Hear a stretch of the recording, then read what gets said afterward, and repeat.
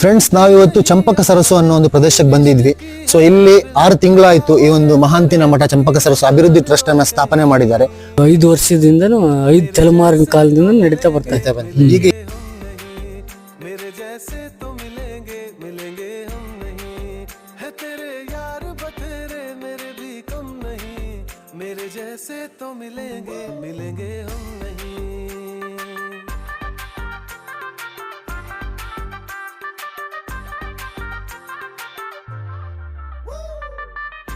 ಚಂಪಕ ಅನ್ನೋ ಒಂದು ಹುಡುಗಿ ಆತ್ಮಹತ್ಯೆ ಮಾಡ್ಕೊಳ್ತಾಳೆ. ಸೊ ತುಂಬಾ ಪ್ರೀತಿ ಮಾಡಿರುವಂತಹ ವೆಂಕಟಪ್ಪ ನಾಯಕ ಅವಳ ನೆನಪಿಗೋಸ್ಕರ ಈ ಒಂದು ಕೊಳನ ನಿರ್ಮಿಸ್ತಾನೆ. ಸೊ ಪ್ರೇಮದ ಕಾಣಿಕೆ ನೀವ್ ಹೇಳ್ದಾಗೇನೆ ಇದು ನಮ್ಮಂತ ಫೋಟೋಗ್ರಾಫರ್ಸ್ಗೆ ಬಹಳ ಚೆನ್ನಾಗಿದೆ. ಒಳ್ಳೆ ಫುಲ್ ನೀರಿದೆ, ನೀವು ನೋಡ್ತಿರ್ಬೋದು ಸಖತ್ತಾಗಿ. ಸೊ ಇದನ್ನು ನೋಡಿದ್ರೆ ನೀವು ತುಂಬಾ ಖುಷಿ ಪಡ್ತೀರಾ. ಸೊ ನಮ್ಮ ಶಿವಮೊಗ್ಗ ಜಿಲ್ಲೆಯಲ್ಲಿ ಇರೋದು ತುಂಬಾ ಒಂದು ಹೆಮ್ಮೆ ವಿಚಾರ ಆಗಿರುತ್ತೆ.